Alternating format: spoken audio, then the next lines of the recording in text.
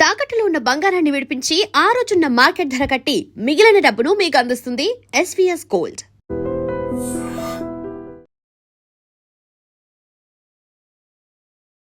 ప్రకృతి అందం, దైవిక కాంతి ఒకచోట కలిస్తే ఎలా ఉంటుందో చూడాలంటే సూర్యోదయ సూర్యాస్తమ సమయాల్లో బిర్లా మందిర్ని సందర్శించాల్సిందే. తూర్పున భానుడు ఉదయిస్తున్నప్పుడు ఆ తొలి కిరణాలు ఈ తెల్లని పాలరాతి గోడలపై పడి ఆలయం బంగారు వర్ణంలో మెరిసిపోతుంది. ఆ సమయంలో ఆలయ ప్రాంగణంలో వినిపించే సుప్రభాతం, చల్లని గాలి మనల్ని వైకుంఠంలో ఉన్నామా అన్న అనుభూతిని కలిగిస్తాయి. ఇక సూర్యాస్తమయంలో అయితే ఆకాశం నారింజ ఎరుపు రంగుల్లోకి మారుతుంటే ఆ రంగుల ప్రతిబింబం మార్బుల్పై పడి ఒక అద్భుతమైన దృశ్యాన్ని ఆవిష్కరిస్తుంది. చీకటి పడుతున్న కొద్దీ విద్యుత్ దీపాల వెలుగుల్లో బిర్లా మందిర్ ఆకాశం నుండి దిగి వచ్చిన నక్షత్రంలా కనిపిస్తుంది. పైనుంచి చూస్తే హుస్సేన్ సాగర్ అందాలు, నగరం వెలుగులు ఒక మాయాలోకాన్ని తలపిస్తాయి.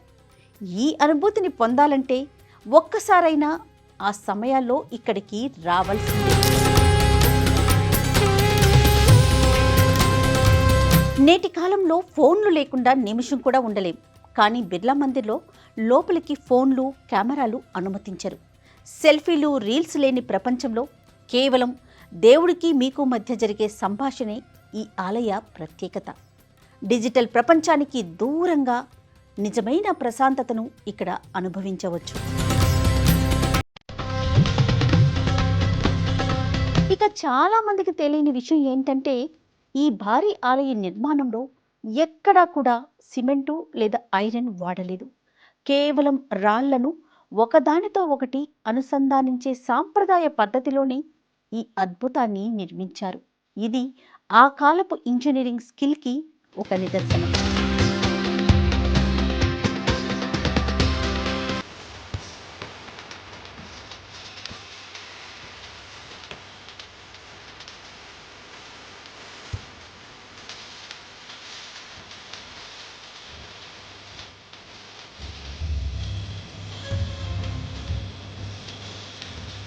అయితే పూర్తి ఆలయం మొత్తం కూడా రాజస్థాన్ నుంచి తీసుకొచ్చినటువంటి పాల రాతితో తయారు చేయబడిందండి. ఆలయ ప్రాంగణం మనం ఎటు చూసినా కూడా పాలరాయి కనిపిస్తుంది.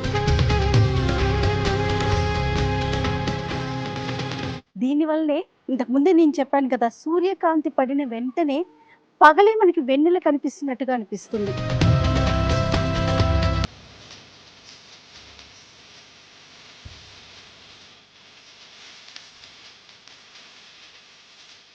ఏ పూజ చేసినా మొదట గణపతిని మొక్కుతాం కదండి. ఆయన మొక్కినాకే ప్రథమ పూజ్యుడు కదా ఆయన. సో ఇక్కడ కూడా పాలరాతితో అద్భుతమైన గణనాథుడు ఉన్నాడు. అయితే దీన్ని 2005లో కన్స్ట్రక్ట్ చేయటం జరిగిందని చెప్పేసి ఆలయ నిర్వాహకులు చెప్తా ఉన్నారు. ఎంత బాగున్నారంటే శాంతంగా మిమ్మల్నే చూస్తున్నా నేను, నా వైపు చూడండి, మీ అందరినీ కాపాడుతానన్నట్లుగా ఎంత శాంతంగా కూర్చుని ఉన్నారంటే. జై బోలో గణేష్ మహారాజ్కి జై.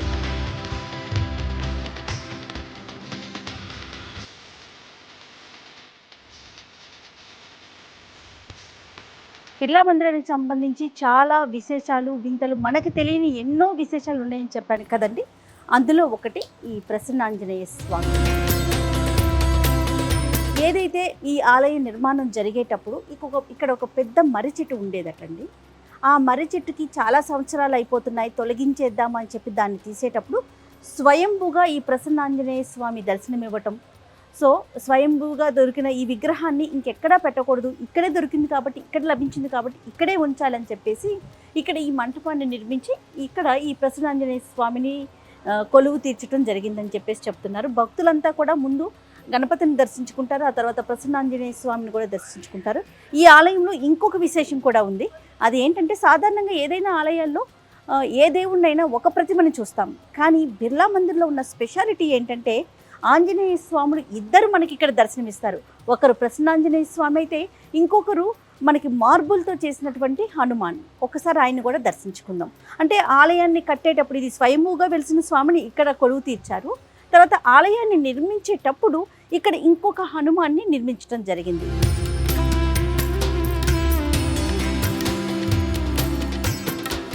ఇక్కడ చూడండి సంజీవని పర్వతాన్ని మోసుకెళ్తున్నట్టుగా మనకి పాలరాతి శిల్పంతో హనుమాన్ కనిపిస్తూ ఉన్నారు. సో ఆలయంలో ఇద్దరు హనుమాన్లు, అంటే ఒకరు ప్రసన్నాంజనేయ స్వామి అయితే ఇంకొక హనుమాన్ను కూడా ఆలయ నిర్మాణం అప్పుడు నిర్మించడం జరిగింది. ప్రతిదీ కూడా మనకి పాలరాతి మంటపంతో నిర్మించడం జరిగింది. ఇక్కడ మనకి శివ పరివారం మొత్తం కనిపిస్తూ ఉన్నారండి. శివుడు, పార్వతీదేవి, అలానే గణపతి, అలానే సుబ్రహ్మణ్య స్వామి, అలానే శివుని వాహనమైనటువంటి నందీశ్వరుడు కూడా మనకి ఇక్కడ కనిపిస్తున్నారు. ఇక్కడ ఇంకొకటి అండి, సుబ్రహ్మణ్య స్వామిని కనుక మనం చూసుకుంటే ముందు 3 ముఖాలు, వెనకాల 3 ముఖాలు, అంటే పాలరాతితో అద్భుతంగా చెక్కబడినటువంటి అద్భుతమైన శిల్ప సంపద మనకి ఇక్కడ కనిపిస్తూ ఉంది. ఇక్కడ ఈయన్ని ఓంకారేశ్వరుడుగా పిలుస్తారు. ప్రతి ఒక్కరికి భక్తులు చల్లగా ఉండాలని దీవిస్తూ ఈయన ప్రశాంతంగా ఇక్కడ తన కుటుంబం మొత్తంతో శివ పరివారం మొత్తం మనకి ఇక్కడ దర్శనమిస్తూ ఉంది.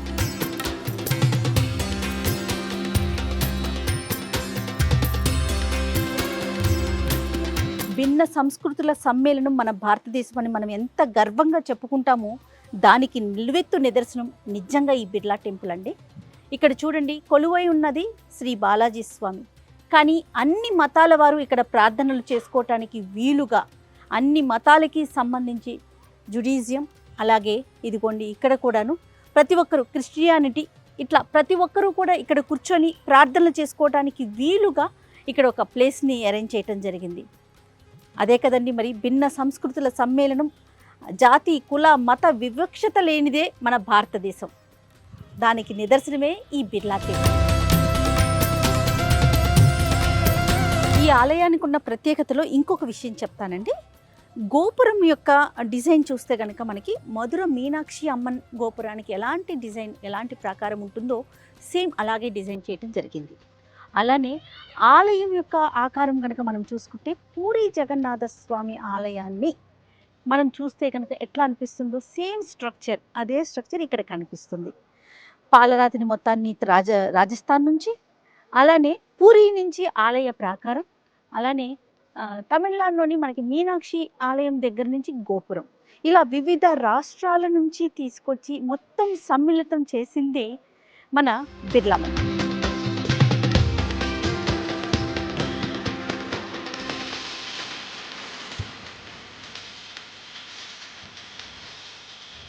So Birla Mandir executive officer Shyam Kothari గారు మనతో పాటుగా ఉన్నారు. ఈ ఆలయానికి సంబంధించి మరికొన్ని విశేషాలు మనం తెలుసుకుందాం. నమస్తే జీ. నమస్కారం. మీరు ఎన్ని సంవత్సరాల నుంచి ఇక్కడ పనిచేస్తున్నారు? కనీసం 18 ఇయర్స్ నుంచి అండి. ఓకే. ఎలా ఉంటుంది అంటే స్పెషల్ పూజలు ఏ రోజులు చేస్తారు? ఫ్రైడేకి అభిషేకం ప్రత్యేకమైన అవుతుంది. విశేషాలు ఏంటి? ఫ్రైడేకి అభిషేకం అవుతుంది. ఇంకా మన హిందూ ఫెస్టివల్ ఏమేమి ఉన్నాయి అన్ని ఫెస్టివల్లో ఇక్కడ విశేష పూజ అవుతుంది. ఇంకా గ్రహణంలో టెంపుల్ ఆబ్వియస్లీగా క్లోజ్ ఉంటుంది. గ్రహణం అయినాక శుద్ధి చేస్తాము. తిరుపతిలో ఏ రిచువల్స్ ఫాలో చేస్తారో అదే రిచువల్స్ ఇక్కడ ఫాలో చేస్తాము. మనకి కలియుగ ప్రత్యక్ష దైవం తిరుమల శ్రీ వెంకటేశ్వర స్వామి, అలాంటి పేరు మనకి బాలాజీ మనకి హైదరాబాద్ లో ఉండటం నిజంగా మన గొప్పతనం. అవును, దాని వెనుక కూడా ఒకటి అది ఉన్నది ఫ్యాక్ట్. 60s లో అందరికి మన తిరుపతి వెళ్ళేది అవకాశం లేకుంటుండే, కొద్దిగా కష్టం ఉంటుండే. సో జీపీ బిర్లా గారు అనుకున్నారు ఇక్కడనే ఎందుకు ఒక బాలాజీ గుడి కట్టకూడదు అని. ఆయనకు డ్రీమ్ లో వచ్చింది, ఇది కళలో వచ్చింది ఇది ఇక్కడనే ఒక బాలాజీ గుడి కట్టాలని. 66 లో పని స్టార్ట్ అయినది, గుడి కట్టేది 76 లో ప్రాణ ప్రతిష్ఠ అయినది. ఇంకా 26 లో మేము ఇప్పుడు గోల్డెన్ జూబ్లీ సెలబ్రేట్ చేసాము. దాదాపుగా 10 సంవత్సరాల పాటు సమయం పట్టింది. 10 సంవత్సరం కనీసం. ఇది రాజస్థాన్ నుంచి తీసుకొచ్చిన మార్బుల్ ఇక్కడ మనకి పెట్టడం జరిగిందని కూడా విన్నాను. ఇంకా ఏంటండి విశేషాలు? ఇది మొత్తం మార్బుల్ అండి. మక్రానా నుంచి ఒక జగ ఉన్నది రాజస్థాన్ లో, అక్కడ నుంచి వచ్చింది. అప్రాక్సిమేట్లీగా 2000 టన్స్ మార్బుల్ వచ్చింది. ఇంకా వర్కర్స్ కూడా రాజస్థాన్ ఉండే. ఇంకా అన్ని బిర్లా మందిరాలు పాన్ ఇండియాలో మీకు లక్ష్మీనారాయణ గారు ఉంటారు, కుల్ దేవత. ఇది ఒక ఎక్సెప్షన్ ఉన్నది. మళ్ళీ అన్ని బిర్లా మందిరాలలో ఇక్కడ ప్రిసైడింగ్ డైటీ బాలాజీ ఉన్నారు. ఓకే, అట్లా ఓన్లీ బాలాజీ కనిపిస్తారు మనకి ఇక్కడ. ఓకే. ఇంకా పూజా విధానంలో కూడా చాలా ప్రత్యేకతలు ఉన్నాయని విన్నాను. పూజా విధానంగా మా పంతులు గారు అంటారు. తప్పకుండా. నమస్కారం. నమస్తే. అయితే ప్రెజెంట్ నాతో పాటుగా ఆలయ ప్రధాన అర్చకులు లక్ష్మీ నరసింహాచార్య గారు ఉన్నారు. ఒక్కసారి ఆలయంలో జరిగే ప్రత్యేక పూజలు ఏంటి, అలాగే విధి విధానాలు ఏంటి, ఒకసారి తెలుసుకుందాం. నమస్కారం గురుగారు. నమస్కారం. కాశ్యపాన్వయ సంజాతం నారాయణ పదాశ్రితం శ్రీమన్నారాయణం వందే యతీశ్వర శ్రియాజుషం. ప్రధాన అర్చకులుగా పనిచేస్తూ ఉన్నారు. సో అంటే అనునిత్యం స్వామివారి ముందే ఉంటారు. ఎంతో ఏదో పూర్వజన్మ సుకృతంగా భావిస్తూ ఉండుంటారు బహుశా. చాలా సంతోషంగా అనిపిస్తోంది మీతో మాట్లాడటం. నిజంగా చెప్పాలంటే ఈ దేవాలయంలోకి అడుగు పెట్టడం అనేటువంటిది ఒక పూర్వజన్మ సుకృతంగానే భావిస్తూ ఉన్నాను. నా ఇంటర్మీడియట్ అయిన తర్వాత ఒకసారి ఇక్కడ దర్శనానికి రావడానికి జరిగింది. సామాన్య భక్తుడిగా దర్శనానికి వచ్చాను. ఆ రోజు చాలా అద్భుతమైనటువంటి ఒక అభినవేశం. స్వామివారిని చూడగానే చాలా అద్భుతంగా నాకు దర్శనం ఇచ్చారు. తర్వాత ఎప్పుడు కూడా నేను అనుకోలేదు ఇక్కడికి నేను ఒక ప్రధాన అర్చక స్వామిగా వస్తాను అని చెప్పి. ఈ అవకాశం ఎలా వచ్చిందండి? ఈ అవకాశం ఎలా వచ్చింది అంటే మాకు తెలుసున్నటువంటి మా ఊర్లో ఉండేటువంటి ఒక గురువు గారి ద్వారా వచ్చింది. వారు ఇక్కడ దర్శనానికి రావడం జరిగింది. వస్తే ఇక్కడ ఉండేటువంటి అర్చక స్వామి రాజగోపాల స్వామి అనేటువంటి ఆయన వారికి చెప్పారు, స్వామి ఇక్కడ ఇలాగ ప్రధాన అర్చక పోస్ట్ ఖాళీ ఉంది, ఇంటర్వ్యూలు అయ్యాయి కానీ ఎవరు కూడా సెలెక్ట్ కాలేదు అని చెప్పి. అప్పుడు నేను షోలాపూర్లో పనిచేస్తూ ఉన్నాను. అక్కడి నుంచి ఇక్కడికి రావడం, వచ్చిన తర్వాత ఇక్కడ ఇంటర్వ్యూలో సెలెక్ట్ అయ్యి తద్వారా నేను ఇక్కడ ప్రధాన అర్చకుడిగా 2003 సెప్టెంబర్ నుంచి ఇప్పటి వరకు కూడా స్వామివారి సేవల్లో తరిస్తూ ఉన్నాను.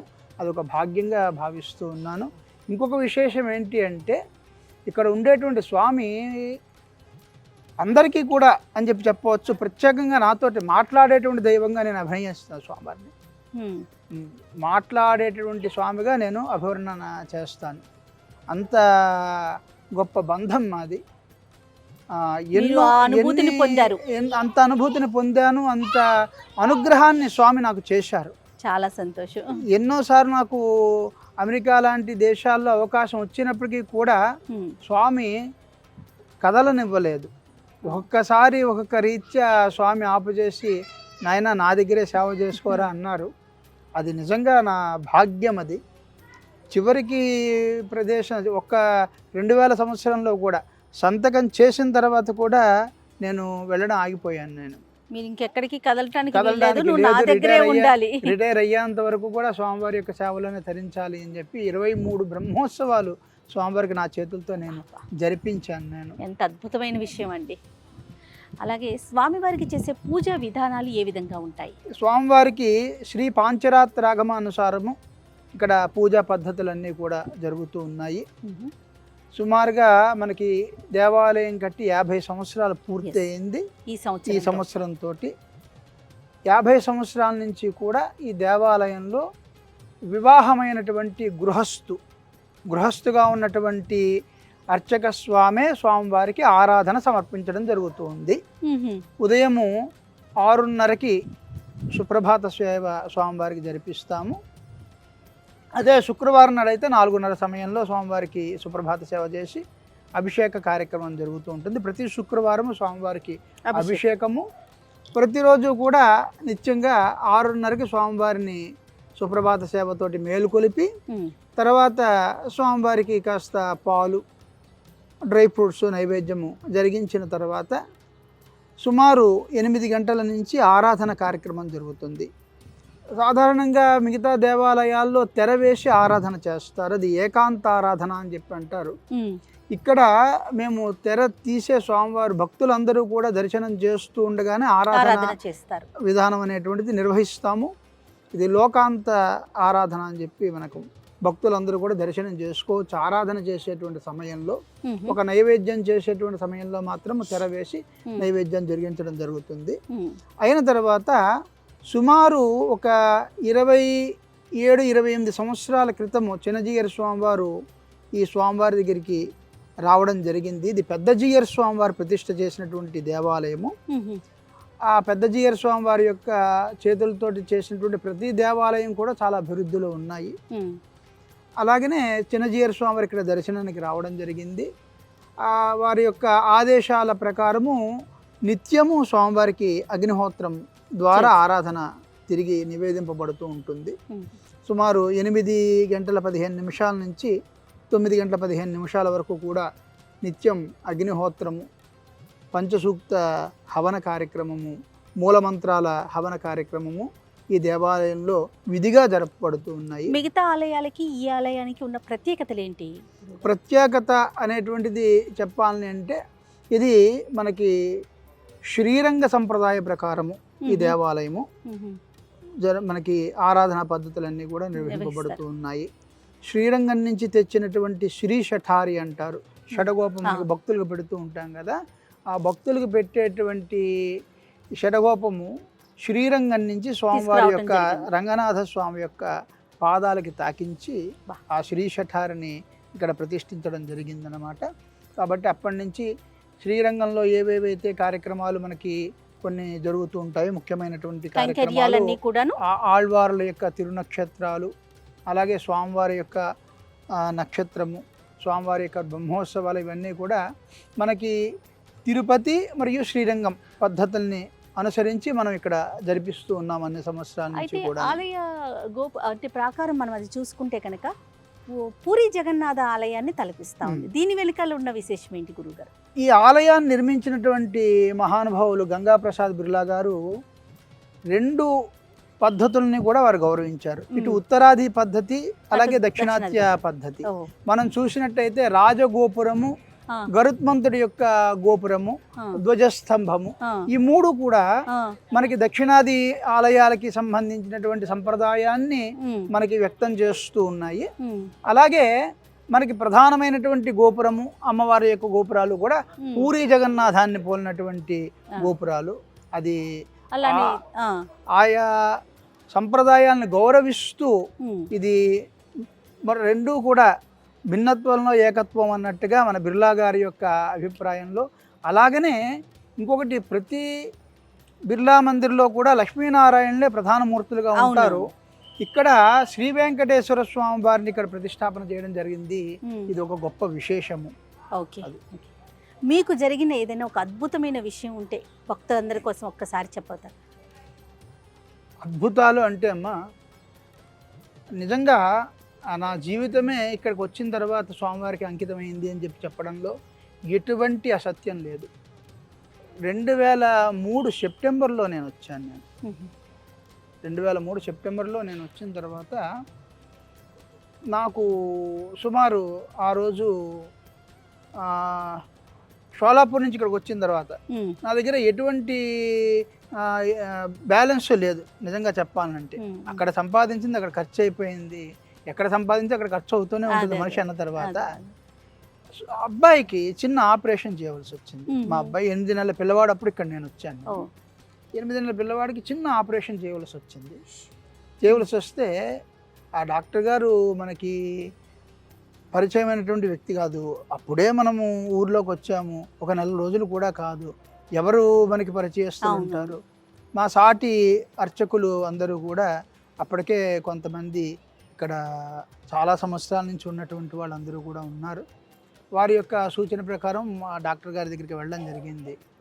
మరి స్వామివారే చెప్పారా అన్నట్టుగా ఆ రోజుల్లో సుమారు ఒక 10,000 రూపాయలు ఖర్చు అయ్యేటువంటి ఆపరేషన్ని వారు, స్వామి మీరు ఇప్పుడు ఏమి ఇవ్వక్కర్లేదు, మీరు ఎంత ఉంటే అంత ఇవ్వండి అని చెప్పి చేసిన తర్వాత నాకు ఎప్పుడో ఎవరో ఇవ్వవలసినటువంటి డబ్బులు సుమారు ఒక 6,000 రూపాయలు అతను పట్టుకుని వచ్చి నాకు ఇవ్వడం జరిగింది. మరి అంతకంటే అద్భుతం ఇంకేముంటుంది? అలాగనే ఎన్నో విషయాలు. వెంకటేశ్వర స్వామి మహిమ చెప్పాలని అంటే, మా కుటుంబానికి ఒక ఇలవేల్పు నరసింహస్వామి, కానీ నేను పనిచేసినటువంటి ఏ దేవాలయమైనా సరే వెంకటేశ్వర స్వామిదే అయ్యడం. అందులో ఇక్కడికి వచ్చిన తర్వాత స్వామి 2005లో ఒకసారి డాక్టర్ నాగేశ్వరరావు గారని the Hindu temple of Atlanta దానికి చైర్మన్గా ఉండేవారు. వారు ఇక్కడికి దర్శనానికి రావడం జరిగింది. స్వామి మీ మంత్రోచ్చారణ అది చాలా చక్కగా ఉంది, మిమ్మల్ని తీసుకుని వెళతాను, మీరు రావాల్సిందే అనేటప్పటికల్లా ఎందుకునో మరి అది స్వామి మహిమానే చెప్పాలి, నేను వెళ్ళడం జరగలేదు. అది ముందే చెప్పారు. అలాగనే ఎన్నో రకాలైనటువంటి అనుభవాలు. స్వామి ఆరోగ్యరీత్యా రీసెంట్గా ఆరోగ్యరీత్యా కూడా నాకు కొన్ని ఇబ్బందులు ఏర్పడ్డాయి.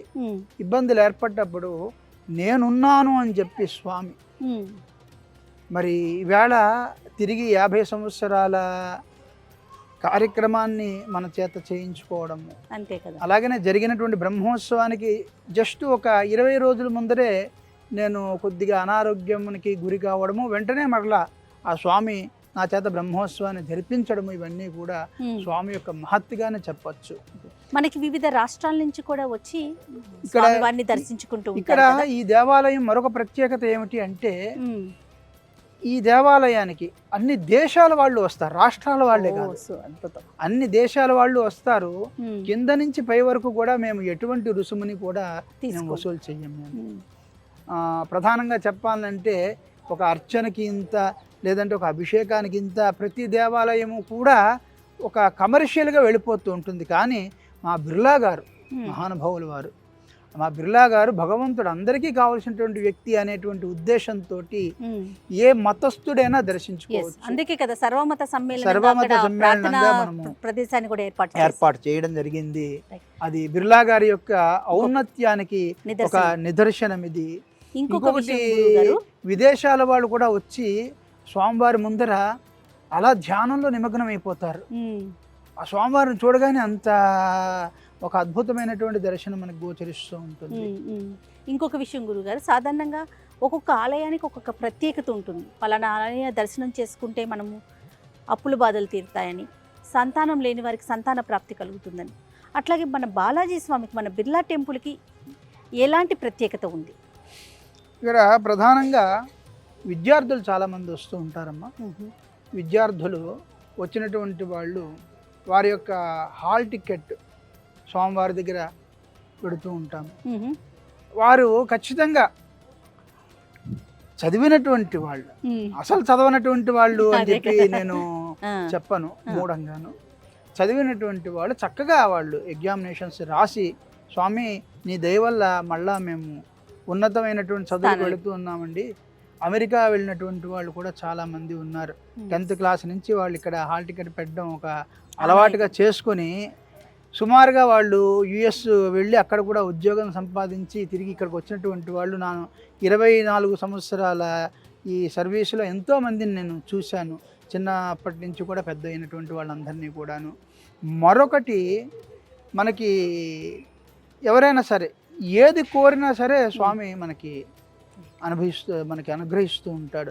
భక్తాభీష్ట ఫలప్రదుడు అని చెప్పి స్వామివారికి మేము కీర్తిస్తూ ఉంటాం. మేము ప్రతి అర్చన కూడా స్వామివారికి చేసిన తర్వాత భక్తాభీష్ట ఫలప్రద స్వామినే నమః అని చెప్పి ఆ స్వామివారిని మేము వేడుకోవడంతో పాటుగా, అంటే స్వామి నువ్వు ఏది జనాలు అడిగితే దాన్ని ఇవ్వయ్యా అని చెప్పి ఆ స్వామివారికి ఏ పూజ చేసినా కూడా చివరికి ఆ స్వామిని అర్పిస్తూ ఉన్నాం అన్నమాట. చాలా సంతోషం గురుగారు, నమస్తే. మనం మెయిన్ టెంపుల్కి వెళ్దాము. మెయిన్ టెంపుల్కి ఇటు దారి. ప్రజెంట్ టైము 6 o'clock అవుతుందండి, ఈవినింగ్. జనాలు వచ్చిన వాళ్ళు వచ్చినట్లే ఉన్నారు. ముఖ్యంగా నాకు తెలుగు వారితో పాటుగా ఇతర రాష్ట్రాల నుంచి వస్తున్న వారు చాలామంది ఎక్కువగా కనిపిస్తూ ఉన్నారు. మరి 50 వసంతాలు పూర్తి చేసుకోవటం అంటే మాట్లాడి చెప్పండి.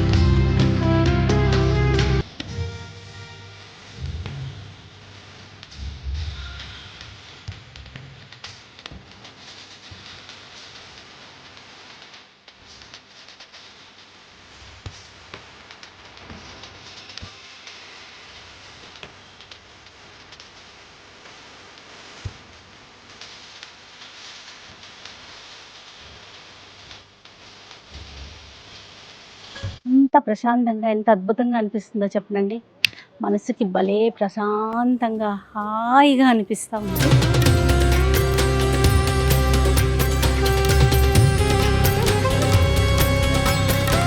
సాధారణంగా తెల్లటి వస్తువుని చూడగానే, తెల్లటి వస్త్రాల్లో చూడగానే అంటే మనకి మనసుకి ఒక ప్రశాంతత అనిపిస్తుంది కదా. మొత్తం తెల్లటి పాలరాతితో ఇంత అద్భుతమైన కళా సంపదను చూస్తుంటే నిజంగా ఒక్కసారైనా సరే బిర్లా టెంపుల్ని చూడాల్సిందేనండి. ఆలయం మొత్తం కూడా దశావతారాలను పెట్టడం జరిగింది. వరుసగా ప్రతి చోట కూడా దశావతారం, ఒక్కొక్క అవతారాన్ని ఇక్కడ చెక్కటం జరిగింది.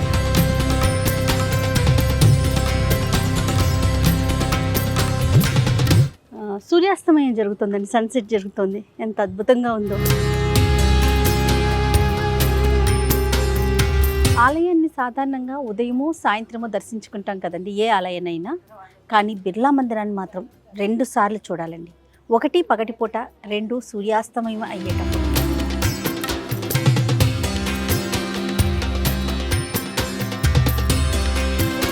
పగటిపూట ఆ ఎండలో సూర్యకాంతి పడేటప్పుడు దగ తెల్లటి పాలరాతి కట్టడం కదా, ఎంత అద్భుతంగా ఉంటుందో.